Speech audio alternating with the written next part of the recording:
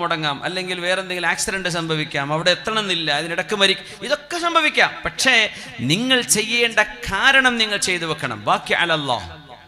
അതിനാണ് നബി തങ്ങൾ ബുറാഖിനെ കെട്ടിയിട്ടത്. അത് പഠിപ്പിക്കാൻ ഓരോ വാക്കുകളും ഹബീബിൻ്റെത് പാഠമാണ്. സുബ്ഹാനല്ലദീ, അല്ലാഹു പരിശുദ്ധനാണ്. അങ്ങനെ ഒരു വാക്കുകൊണ്ട് ഖുർആൻ ആരംഭിച്ചാൽ അതിനുശേഷം പറയാൻ പോകുന്ന വിഷയം അതീവ ഗൗരവമുള്ള മഹാത്ഭുതമാണ്. അപ്പോഴാ സുബ്ഹാന എന്ന് പറയാം. സുബ്ഹാനല്ലാഹ്, അല്ലാഹുവേ നീ പരിശുദ്ധനാണ്. അല്ലാഹുവേ നിന്റെ കഴിവ് എത്രയാ പടച്ചോനെ. സുബ്ഹാനല്ലാഹ് എന്ന് പറയുമ്പോൾ അത് മനസ്സിലേക്ക് ഇങ്ങനെ വരണം. നമ്മൾ സുബ്ഹാനല്ലാഹ് 33 വട്ടം ചൊല്ലുന്നുണ്ട്. ഇടയ്ക്ക് ഒരു തവണയെങ്കിലും അല്ലാഹുവേ നീ എത്ര പരിശുദ്ധനാ റബ്ബേ, നമ്മൾ എത്ര മോശക്കാരാ. നമ്മൾ കൽബിലെ ഈ ദേഷ്യവും പകയും വൈരാഗ്യവും കണ്ടുകൂടായ്മയും നുണ പറച്ചിലും വൈരാഗ്യം പറയലും കുറ്റം പറച്ചിലും, അല്ലാഹുവേ നിനക്കിതൊന്നും ഇല്ലല്ലോ റബ്ബേ, നീ എത്ര ശുദ്ധനാണ് പടച്ചവനെ. സുബ്ഹാനക യാ റബ്ബ്. അല്ലാഹുവേ ഞങ്ങൾക്കിപ്പോൾ ക്ഷീണിച്ചാൽ ഉറങ്ങും അല്ലേ, നമുക്ക് ഉറക്കം വന്നാൽ ഉറങ്ങൂലേ. നമുക്ക് ഉറങ്ങാതിരിക്കാൻ പറ്റൂല, നമ്മൾ തളർന്ന് ക്ഷീണിച്ചു പോകും. അള്ളാഹുവിന് ഉറക്കില്ലല്ലോ. നിങ്ങൾ ആലോചിച്ച് നോക്കിയെങ്കിൽ അള്ളാഹു ഉറങ്ങുന്നില്ല. ലാ തഖുദുഹു സിനതുൻ വലാ നൗം, no slumber no sleep overtakes him. അള്ളാഹ്ക്ക് ഈ തൂങ്ങിയ ഉറക്കം സാധാ ഉറക്കൊന്നും അള്ളാഹ്ക്കില്ല. നമ്മളൊക്കെ ഉറങ്ങുമ്പോഴും അള്ളാഹു ഉണർന്നിരിക്കുകയാണ്. അള്ളങ്ങാനൊരു സെക്കൻഡ് ഉറങ്ങിയാൽ കഴിഞ്ഞില്ല ഈ പ്രപഞ്ചത്തിന്റെ അവസ്ഥ. അല്ലാഹു റബ്ബുൽ ഇസ്സത്ത് സുബ്ഹാനക്, പടച്ചവനെ ഞങ്ങളൊക്കെ മരിച്ചു പോകും, നിനക്ക് മരണമില്ല, നീ എന്തൊരു പരിശുദ്ധനാണ്. ഞങ്ങൾക്ക് അസുഖം വരും, നിനക്കത് ഇല്ലല്ലോ പടച്ചവനെ, നീ എത്ര പരിശുദ്ധനാണ് റബ്ബേ. ഞങ്ങൾക്ക് എത്ര ന്യൂനതയുണ്ട് റബ്ബേ, ഞങ്ങൾ അറിവില്ലാത്തവരാണ്, വിവരമില്ലാത്തവരാണ്. നിനക്ക് നീ ഇൽമ്, എല്ലാ ഇൽമും നിന്നിൽ നിന്നല്ലേ പടച്ചവനെ. ഇതാണ് ഈ സുബ്ഹാന എന്ന് പറഞ്ഞ വാക്കിനർത്ഥം. സുബ്ഹാന റബ്ബിയൽ അദീം ബിഹംദിഹി എന്ന് റുകൂൽ പറയുമ്പോഴും, സുബ്ഹാന റബ്ബിയൽ അലാ ബിഹംദിഹി എന്ന് സുജൂദിൽ പറയുമ്പോഴും, റുകൂൽ സുബ്ഹാന റബ്ബിയൽ അദീം ബിഹംദിഹി എന്ന് പറയുമ്പോഴൊക്കെ അല്ലാഹുവിൻ്റെ പരിശുദ്ധിയെ കൽബിലേക്ക് കൊണ്ടുവരണം. അല്ലാഹ് പരിശുദ്ധനാണ്. നമ്മളാണെങ്കിലോ ശുദ്ധിയില്ലാത്തവരാ, നമ്മളിൽ ന്യൂനതകളുണ്ട്, അല്ലാഹുവിന് ന്യൂനതകളില്ല. നമ്മൾ മറക്കും, അല്ലാഹ് മറക്കൂല. സുബ്ഹാന ജല്ല ജലാലു. അതാണ് അല്ലാഹു. പുണ്യ നബിതങ്ങളെ അല്ലാഹുവിനെ കാണിച്ചു കൊടുക്കാൻ പോകുന്ന യാത്രയാണിത്. അള്ളാഹിനെ കാണാൻ പോകുന്ന, അള്ളാഹിൻ്റെ അടുത്തേക്കുള്ള യാത്രയാണിത്. നിങ്ങൾക്കറിയോ, നമ്മളോടൊക്കെ അല്ലാഹു നേർക്കുനേരെ സംസാരിക്കും. കാണാൻ ഭാഗ്യമുള്ളവർ സ്വർഗത്തിലുള്ളവരായിരിക്കും. പക്ഷെ എല്ലാവരോടും അല്ലാഹു സംസാരിക്കും. ഇവിടെ ഇരിക്കണ എല്ലാവരോടും, എന്നോട്, നിങ്ങളോടൊക്കെ, മരിച്ചുപോയവരോടും ഇനി വരാനിരിക്കുന്ന മനുഷ്യരോട് മുഴുവനും, നിങ്ങൾ ഓരോരുത്തരോടും. ഹബീബാ നബിയുടെ ഹദീസാണ്, വമാ മിൻകും മിൻ അഹദിൻ ഇല്ലാ സയുകല്ലിമുഹു റബ്ബുഹു ലൈസ ബൈനഹു വബൈനഹു തർജുമാൻ. ഒരു ഇടനിലക്കാരനില്ലാതെ അല്ലാഹു നേർക്കുനേരെ നിങ്ങൾ ഓരോരുത്തരോടും സംസാരിക്കും. നിങ്ങളോട് അല്ലാഹു ചോദ്യം ചെയ്യും. കുട്ടികളെ ഒഴിവാവുള്ളൂ, ഭ്രാന്തന്മാരെ ഒഴിവാവുള്ളൂ, മുക്കല്ലഫല്ലാത്ത ആൾക്കാരെ ഒഴിവാവുള്ളൂ. പ്രായപൂർത്തിയും ബുദ്ധിയുമായ മുഴുവൻ മനുഷ്യരോടും, മുസ്ലിമിനോടും മുസ്ലിമല്ലാത്തവനോടൊക്കെ അല്ലാഹു തആല സംസാരിക്കും. ഇല്ലാ വയുകല്ലിമുഹു റബ്ബുഹു, അല്ലാഹു നേർക്കുനേരെ. നിങ്ങൾ ആലോചിച്ച് നോക്കി. അലി തങ്ങൾ പറയാണ്, ചില ആളുകൾ അല്ലാഹുവിന്റെ മുമ്പിലേക്ക് ചെല്ലുമ്പോൾ യസ്ഖുതു ലഹ്മു വജ്ഹി, മുഖത്തെ ഇറച്ചിങ്ങട്ട് വീഴുന്നു എന്ന് പറഞ്ഞാൽ അല്ലാഹുവിന്റെ മുമ്പിൽ നാണിച്ച് നിൽക്കാൻ കഴിയില്ല. കള്ളു കുടിച്ചിട്ടുണ്ട്, പെണ്ണുങ്ങളെ പിന്നാലെ പോയിട്ടുണ്ട്, മദ്യപിച്ചിട്ടുണ്ട്, മയക്കുമരുന്ന് അടിച്ചിട്ടുണ്ട്, മോഷണം ചെയ്തിട്ടുണ്ട്, നിസ്കരിച്ചിട്ടില്ല, നോമ്പെടുത്തിട്ടില്ല, കള്ളത്തരമാണ്. ഇങ്ങനെയൊക്കെ ജീവിച്ച ആളുകൾ അള്ളാഹിന്റെ മുമ്പിൽ എങ്ങനെ പോയി നിൽക്കും? അള്ളാഹ് ചോദിക്കുന്ന ചോദ്യങ്ങൾക്ക് എങ്ങനെ മറുപടി പറയും? മുഖത്തെ മാംസം വീണുപോകുന്ന ആളുകളുണ്ട്.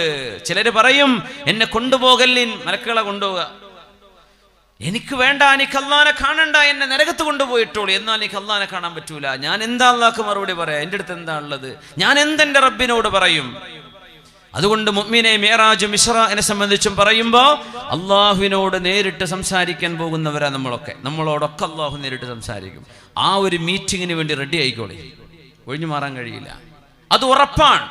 എന്ത് മറുപടിയാണ് അള്ളാഹ്ക്ക് കൊടുക്കാൻ പോണത്? പടച്ചോനെ, ലോകകപ്പ് കാണാൻ വേണ്ടി ഇങ്ങനെ കട്ടൗട്ടൊക്കെ ഉണ്ടാക്കി കുറെ ആയിരക്കണക്കിന് ലക്ഷക്കണക്കിന് റുപ്യ ചെലവഴിച്ച് നാട്ടിൽ ഫാൻ അസോസിയേഷൻ്റെ ആളായിരുന്നു ഞാൻ. അങ്ങനെ ചെല്ലാം അള്ളാഹിന്റെ മുമ്പ്, എന്താണ് മറുപടി കിട്ടുക? അള്ളാഹുവേ, ഞങ്ങൾ ഇങ്ങനെയൊക്കെ ചെയ്തിട്ടുണ്ട്, പക്ഷേ നിസ്കരിച്ചിട്ടില്ലായിരുന്നു.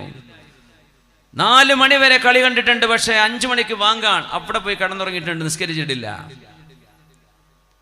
എന്താണ് നിങ്ങൾ അള്ളാഹുവിനോട് മറുപടി പറയാൻ പോകുന്നത്? ഓരോരുത്തരും അവരുടെ ഉത്തരങ്ങൾ റെഡിയാക്കി വെച്ചോളൂ. മഹാനായ നബി തങ്ങൾ പറയാൻ, അങ്ങനെ ഒരു മീറ്റിംഗ് ഉണ്ട്. അള്ളാഹു കോടിക്കണക്കിന് ആളുകളോട് ഒരു സമയം അള്ളാഹു സംസാരിക്കാൻ പറ്റും. പക്ഷെ നമ്മൾ മനുഷ്യരാ, നമുക്ക് ഒരാളോട് സംസാരിക്കാൻ ഒരു നേരത്തെ ഒരാളോടേ പറ്റുള്ളൂ, അല്ലെങ്കിൽ എല്ലാവരോടും ഒരുമിച്ചേ പറ്റുള്ളൂ. 1 to 1 നമുക്ക് ഒരാളോടേ പറ്റുള്ളൂ. അള്ളാഹു നമ്മളെ പോലെയല്ല, മുഖാലിഫുൽ ലിൽ ഹവാദിസ്. അള്ളാഹുവിന് കോടിക്കണക്കിന് ആളുകളോട് ഒരേ സമയം അള്ളാഹുവിന് സംസാരിക്കാൻ പറ്റും. നമുക്ക് നമ്മളോട് മാത്രമായിട്ട് സംസാരിക്കുന്നതേ തോന്നുള്ളൂ. അള്ളാഹ് ആ നേരത്ത് കോടിക്കണക്കിന് ആളുകളോട് സംസാരിക്കും. അതാണ് അള്ളാഹു ജല്ല. നിങ്ങളോടൊക്കെ, നമ്മൾ ഓരോരുത്തരോടും അള്ളാഹു സംസാരിക്കുകയാണ്. പിന്നെ അള്ളാഹിനെ കാണണം. ആ ഭാഗ്യം സ്വർഗത്തിലാണ് മുഅ്മിനീങ്ങൾക്ക്. അള്ളാഹു ആ ഭാഗ്യം നമുക്ക് നൽകട്ടെ. സയ്യിദുനാ മൂസാ നബി അലൈഹിസ്സലാം അള്ളാഹുവിനോട് ചോദിച്ചുവല്ലോ, റബ്ബേ നിന്നെ എനിക്കൊന്ന് കാണിച്ചു തരുമോ റബ്ബേ? റബ്ബി അരിനി അൻദുർ ഇലൈക്. പറഞ്ഞ വാക്ക് ശ്രദ്ധിക്കണം. അരിനി, നീ നിന്നെ എനിക്ക് കാണിച്ചുതാ. എന്തല്ല, ഞാൻ നിന്നെ ഒന്ന് കാണട്ടെ, അങ്ങനല്ല. അല്ല കാണിച്ചു തന്നാലേ കാണൂ. അതാർക്കറിയാം? മൂസാ നബി അലൈഹിസ്സലാമിന് അറിയാം. നീ നിന്നെ എനിക്ക് കാണിച്ചു തരൂ റബ്ബേ. കാരണം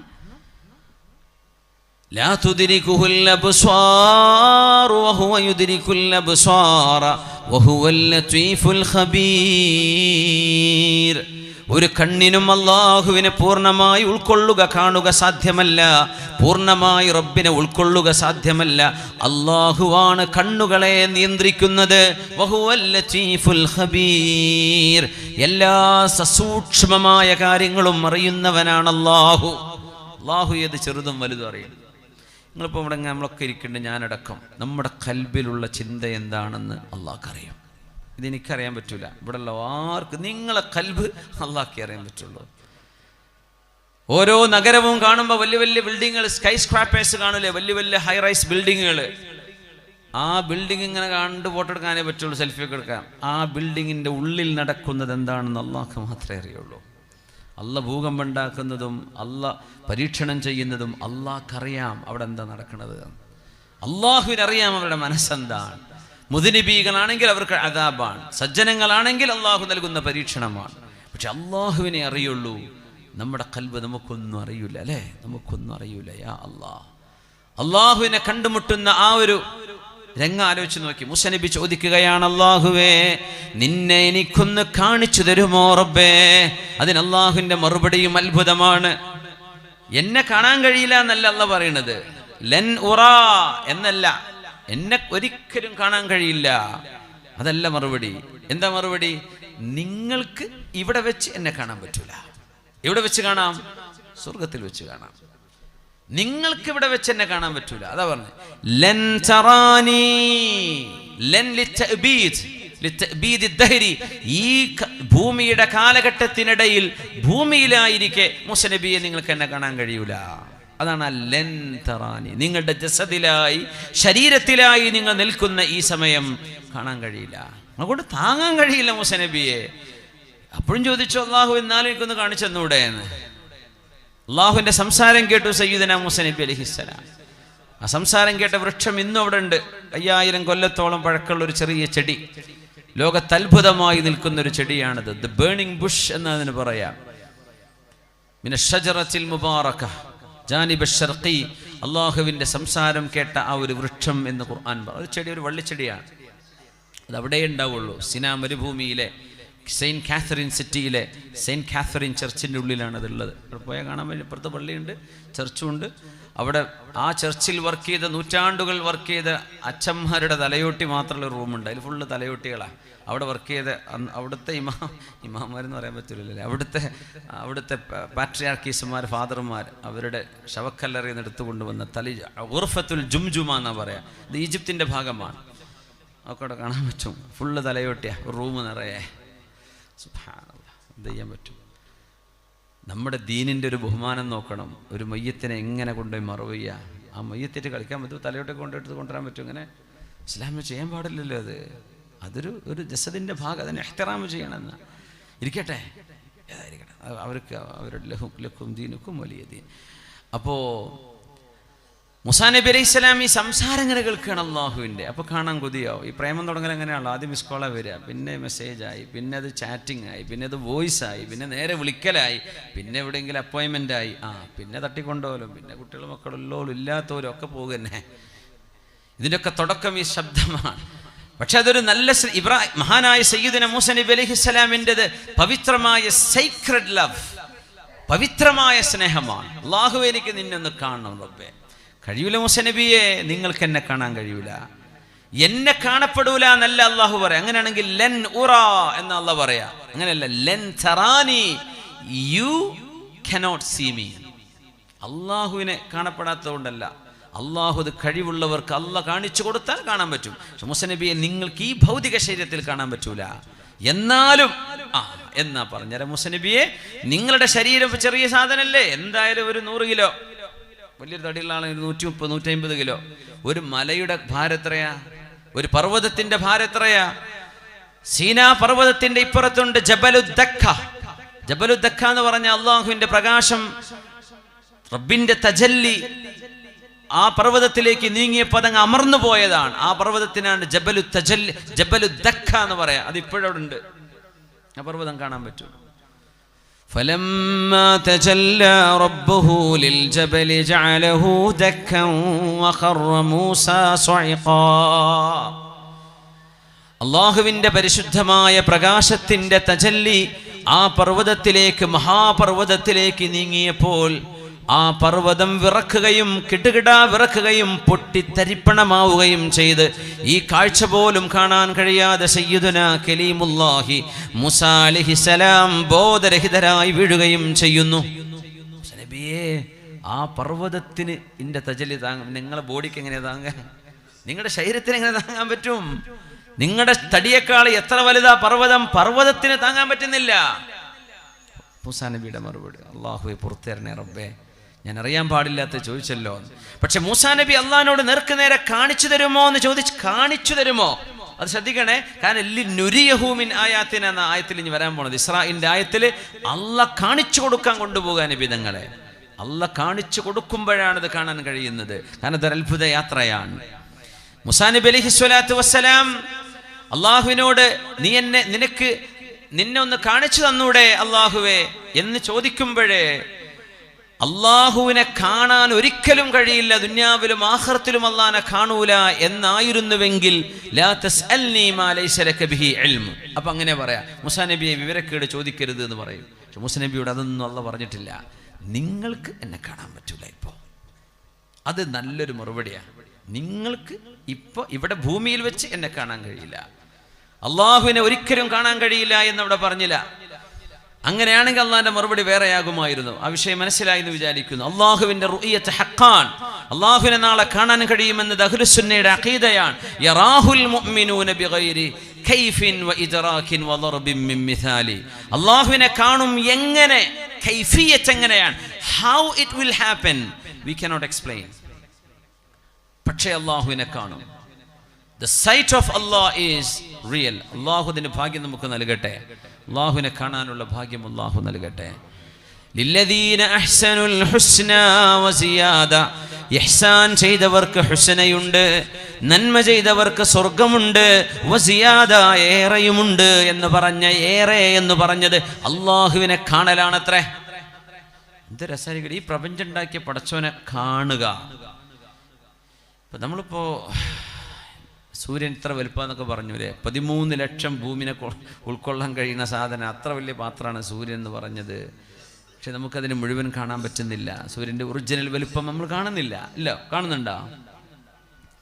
നക്ഷത്രങ്ങൾ, നമ്മുടെ കണ്ണുകൾക്ക് ഒരിക്കലും എത്തിപ്പെടാൻ കഴിയാത്തിടങ്ങളിൽ നക്ഷത്രങ്ങളുണ്ട്. ഇതൊന്നും കാണാൻ കഴിയാതെ ഭൂമിയിലെ ദൃശ്യപ്രപഞ്ചത്തെ സാധനങ്ങളാ. അവൻ അള്ളാനെ കണ്ടാലേ ഞാൻ വിശ്വസിക്കൂ എന്നൊരാൾ പറഞ്ഞാൽ ആ ചോദ്യത്തിൻ്റെ ഒരു അസാംഗത്യം എന്താണെന്ന് അറിയോ? നമ്മുടെ ഈ ചെറിയ 2 ഐബോൾ, ഈ കണ്ണ് എന്ന് പറഞ്ഞാൽ എത്ര ചെറിയ സാധനം, നമ്മുടെ മുഖം തന്നെ ചെറുതല്ലേ, നമ്മൾ തന്നെ ചെറുതല്ലേ, അതിൽപ്പെട്ട ഈ 2 ചെറിയ ബോള്, ഇതുകൊണ്ട് എനിക്ക് കണ്ടാലേ ഞാൻ വിശ്വസിക്കുള്ളൂ എന്ന് പറഞ്ഞാൽ നിന്റെ കണ്ണിന് കാണത്തക്ക വിധം അള്ളങ്ങട്ട് ചെറുതാവണം എന്നാണോ നീ പറയുന്നത്? അതല്ലേ പറഞ്ഞതിൻ്റെ അർത്ഥം? അള്ളാഹുവിൻ്റെ മഹത്വത്തെ ഇടിച്ചു താഴ്ത്തലല്ലേ അത്? നിന്റെ ഈ കണ്ണിന് ചെറിയ 2, ഇവിടുന്ന് കാസർഗോഡ് നോക്കിയാൽ കാണോ, ഇച്ചിലും കൂടെ പോട്ടെ, ഇപ്പുറത്ത് വേറെ സ്ഥലം ഉണ്ടെന്ന്, ഇവിടുന്ന് ബന്ദിയോട്ട് നോക്കിയാൽ കാണോ, ഇവിടുന്ന് വീഡിയോയിൽ കണ്ടേക്കാം, നിങ്ങൾ കണ്ണുകൊണ്ട് കാണാൻ പറ്റുന്നുണ്ടാ? ഇതാ നമ്മുടെ കണ്ണ്. എന്നിട്ട് പറയും അള്ളാഹ് എന്നെ കാണണമെന്ന്.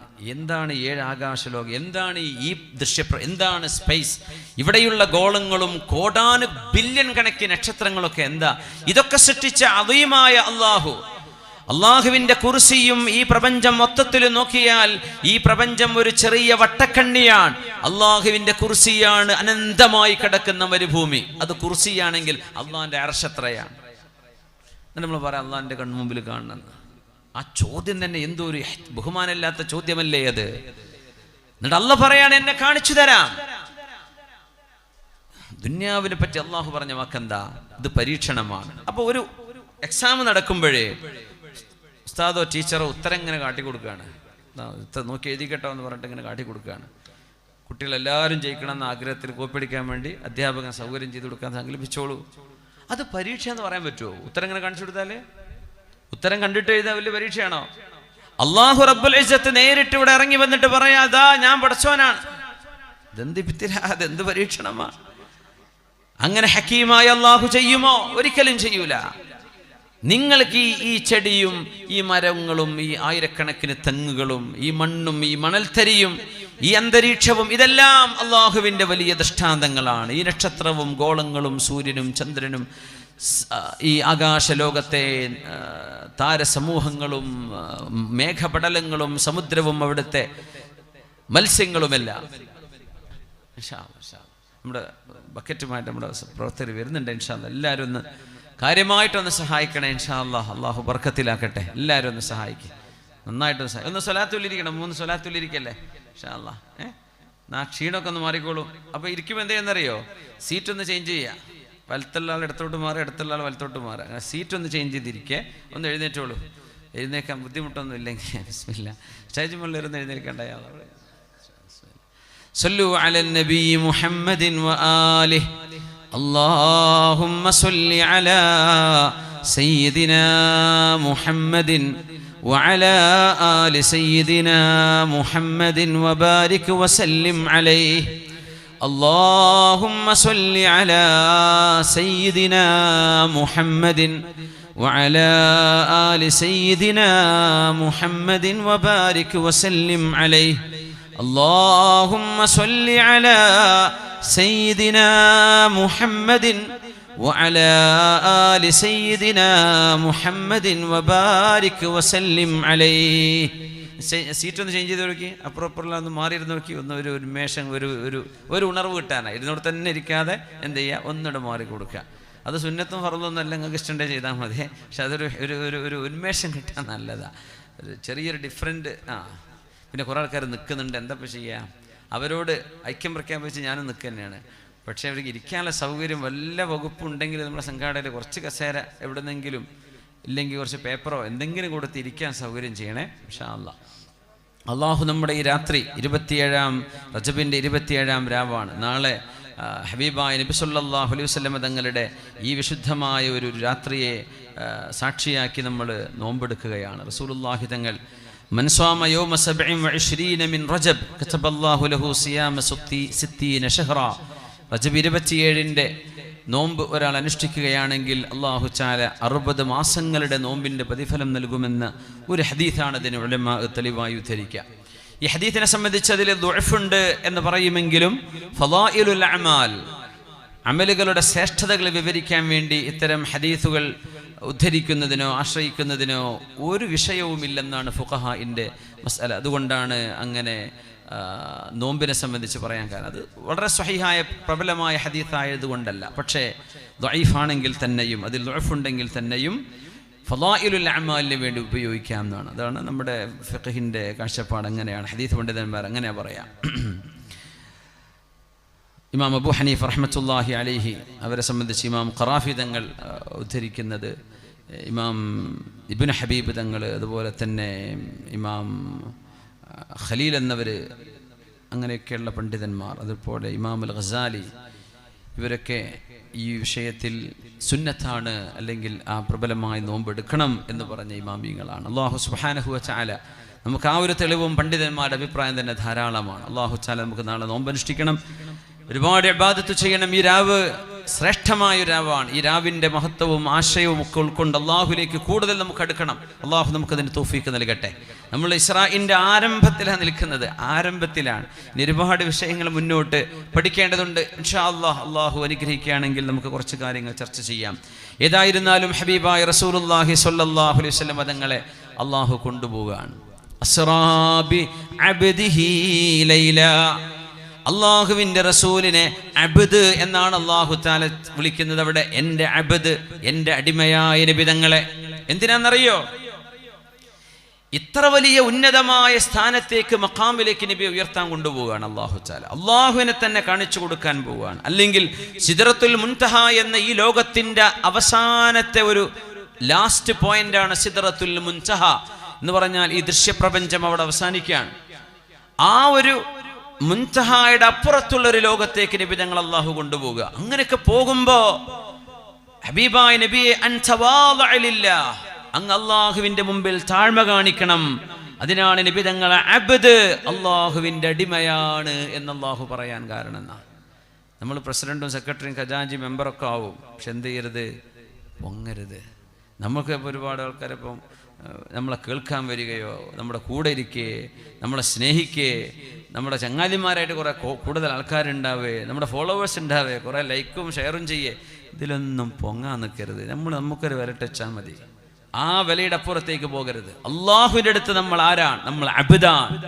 മനുഷ്യന്മാർ എല്ലാവരും കൂടി അല്ലാഹു അക്ബർ എന്ന് പറഞ്ഞു ആയിക്കോട്ടെ, നമ്മൾ പൊങ്ങരുത്. നമ്മൾ നമ്മളായിട്ട് നിൽക്കണം. നമ്മൾ അബ്ദാണ്, അള്ളാഹിൻ്റെ അബ്ദാണ്. ഞാൻ വലിയ ആളാണ്, കഴിഞ്ഞു. അത് പറഞ്ഞ ആളാണ് ഖാറൂൻ. ഇന്നമാ ഊതീതുഹു അലാ ഇൽമിൻ ഇൻദി, ഇതൊക്കെ എൻ്റെ കഴിവല്ലേ, ഞാനല്ലേ ഇങ്ങനെയൊക്കെ ഉണ്ടാക്കിയത്. പിടിച്ചെടു താഴ്ത്തി അല്ലാഹു തആല. ഫറോവത് പറഞ്ഞു അന, ഞാൻ. ഈ ഞാൻ എന്ന് പറഞ്ഞാൽ തന്നെ ഒരു അസുഖം ഉണ്ടെന്നാ. ഒരു മിനിറ്റിനുള്ളിൽ ഒരു മനുഷ്യൻ 5 തവണ ഞാൻ എന്ന് പറഞ്ഞാൽ, ഒരു മിനിറ്റ് സംസാരിക്കുമ്പോഴേ, ഒരു മിനിറ്റ് സംസാരത്തിനിടയിൽ ഞാൻ അവിടെ പോയി, ഞാൻ ഇത് ചെയ്തു, ഞാൻ 5 പ്രാവശ്യം പറഞ്ഞാൽ തന്നെ ആൾക്ക് മനസ്സിന് ഒരു കുഴപ്പമുണ്ടെന്നാ. എന്ന് പറഞ്ഞാൽ മിനിമം താൻ പൊക്കണ ഒരു സ്വയം പൊക്കി എന്നൊക്കെ പറയില്ലേ, SP എന്ന് പറയില്ലേ, ആ അസുഖമെങ്കിലും ആ മനുഷ്യനുണ്ടാവുന്ന. ഇതൊന്നും വേണ്ട. അബ്ദാണ്, നിങ്ങൾ അള്ളാഹുവിൻ്റെ പച്ചയായ അടിമയാണ് ഏത് സ്ഥാനത്തെത്തിയാലും. അതുകൊണ്ട് പറയാണ് നമ്മുടെ പള്ളി കമ്മിറ്റിയും ഇവിടുത്തെ സംഘടനകളുടെ നേതാക്കന്മാരും പ്രവർത്തകന്മാരും ഒക്കെ ഉണ്ടാവും. പല സംഘടന ഉണ്ടാവും. അതിൻ്റെയൊക്കെ ഒരു നേതൃത്വത്തിൽ വരെ ഞാൻ ഇപ്പം ആരാന്ന് ആൾക്കെന്നെ തോന്നുന്ന അവസ്ഥ ഒക്കെ ഉണ്ടാവും. ചില ആൾക്കാർക്ക് എന്ത് ചെയ്യാ?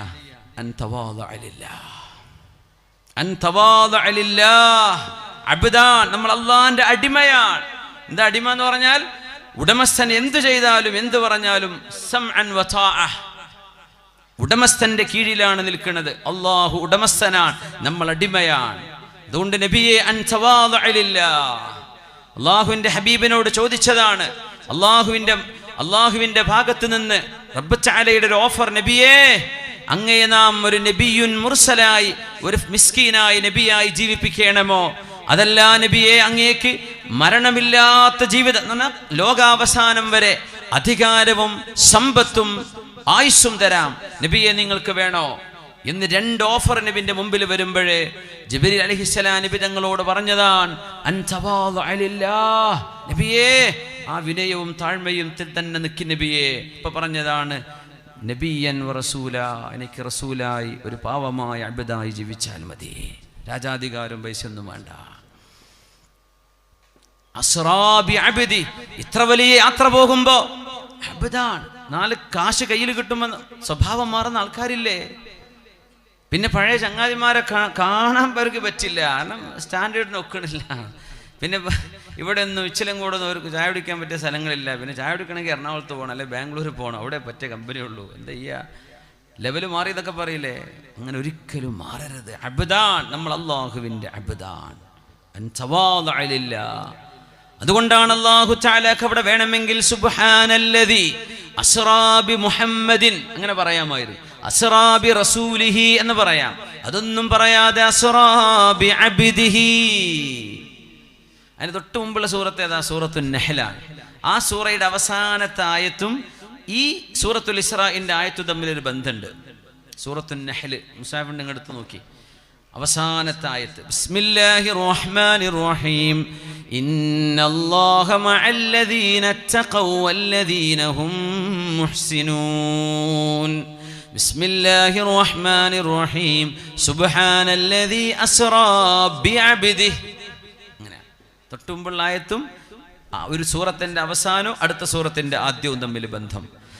ഇന്നല്ലാഹ മഅല്ലദീന തഖൗ വല്ലദീന ഹും മുഹ്സിനൂൻ. ആരൊക്കെയാണോ അല്ലാഹുവിനെ ഭയപ്പെടുന്നത്, ആരൊക്കെയാണോ നന്മ ചെയ്ത് ജീവിക്കുന്നത്, ഹൃദയത്തിൽ ആർക്കാണോ നന്മയുള്ളത് അവരുടെ കൂടെയാണ് അല്ലാഹു. ഹൃദയത്തിൽ ദേഷ്യാണ്, വൈരാഗ്യാണ്, ഭയങ്കര വിഷയമാണ്. അല്ലാഹു കൂടെ ഉണ്ടാവില്ല. അല്ലാഹു കൂടെ ഉണ്ടാവില്ല. കുറച്ച് ആൾക്കാരും സിന്ദാബാദിനൊക്കെ ആളുണ്ടാവും, അല്ലാഹു ഉണ്ടാവില്ല. മൻ വജദ് മൻ ഫഖദ അല്ലാഹ്. അല്ലാഹനെ കിട്ടാഞ്ഞാ പിന്നെ എന്ത് കിട്ടാനാ? അല്ലാഹനെ കിട്ടിയാൽ മാദാ ഫഖദ്, എന്ത് നഷ്ടപ്പെടാനാണ്? അല്ലാഹനല്ലേ കിട്ടേണ്ടത്.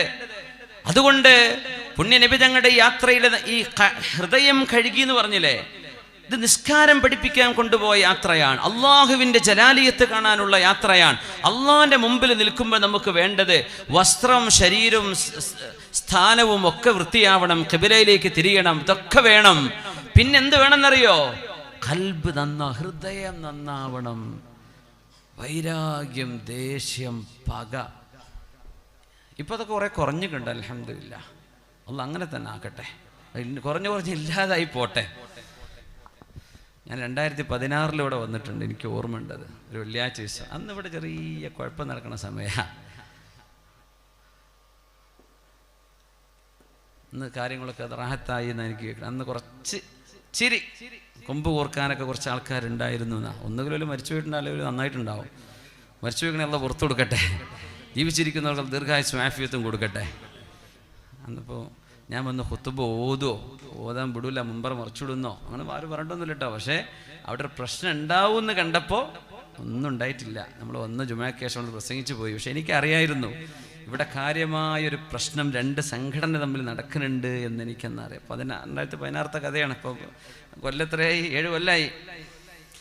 ഒരു കാര്യമില്ല. നിങ്ങൾ അള്ളാൻ്റെ പള്ളിക്ക് വേണ്ടിയോ ഒരു പണിയെടുത്തിട്ടും കാര്യമില്ല. ഖൽബിൽ ഈ പകയും ദേഷ്യവും ഉണ്ടോ, ഒന്നും അള്ളാഹ് സ്വീകരിക്കൂല. പിന്നെ ആർക്കാ പിന്നെ ഈ കാട്ടിക്കൂട്ടണത്? ഒരു മുഅ്മിനായ മനുഷ്യനോടൊരു വെറുപ്പ് വെക്കാൻ പാടില്ല. നിങ്ങൾക്ക് എന്നോട് ദേഷ്യം ഉണ്ടായി എന്നല്ല ഞാൻ പറഞ്ഞതേ. അന്ന് നാട്ടിൽ ഇവിടെ ഒരു പ്രശ്നം അന്നുള്ളൊരു സമയമാണ്. അതൊരിക്കലും ഒരിടത്തുണ്ടാവരുത്. നമ്മൾ അള്ളാഹിൻ്റെ ദീനിൻ്റെ ആൾക്കാരല്ലേ, ഇവിടെ ദീനല്ലേ പറയാം, ആലിമീങ്ങളും ഉസ്താദുമാരും അല്ലേ. പിന്നെ എന്തിന് നമ്മൾ അങ്ങോട്ടും ഇങ്ങോട്ടും അടിയും പിടി? എന്തിനിത്? ഒരിക്കലും ചെയ്ത് നമ്മൾ ഒന്നാണ്, നമ്മൾ ഒരു മനസ്സാണ്. ആ ഒരു ഹൃദയം ശുദ്ധി നമ്മുടെ കൽബിനില്ലെങ്കിൽ എന്തിന് ഇസ്രാ മിഅ്റാജിന്റെ കഥ കേൾക്കാൻ നിൽക്കണം? അള്ളാഹിന്റെ റസൂലിനെ കൊണ്ടുപോകുന്നത് കൽബ് കഴുകിയിട്ടാണ്. നമ്മളിങ്ങനെ ഇരിക്കുക, ഞാൻ കാണിച്ചു കൊടുക്കുക, അടുത്ത ഊഴം വരട്ടെ. ഹജ്ജിനും ഉംറക്കും പോകുമ്പോൾ ഒരു പൊരുത്തപ്പെടിക്കല്, വല്ലാത്ത രസമല്ല പൊരുത്തപ്പെടിക്കല. ഞാൻ പോയി വരുന്ന വരെ ഒന്നും ചെയ്യൂല കേട്ടോ എന്നതിനർത്ഥം. പോയി വന്നാൽ ഞാൻ പഴയ പോലെ തന്നെ ആയിരിക്കുന്നു. ഒരു കാര്യമില്ല. ആ ഹജ്ജും സ്വീകരിക്കൂല, ഉംറയും സ്വീകരിക്കൂല. നിങ്ങൾക്ക് മാറ്റം വന്നില്ലല്ലോ. കൽബ് ശുദ്ധി, അള്ളാഹുവിൻ്റെ അടുത്ത് ചെല്ല. കൽബ് ശുദ്ധിയാവാതെ നിസ്കരിച്ചിട്ട് എന്താ കാര്യം? നിസ്കാരം അള്ളാഹ് സ്വീകരിക്കുമോ? കൽബിൻ്റെ ഉള്ളിൽ മുഴുവൻ ദേഷ്യ, മുപ്പര കണ്ടൂടാ, എനിക്ക് മുപ്പരോട് ദേഷ്യമാണ്.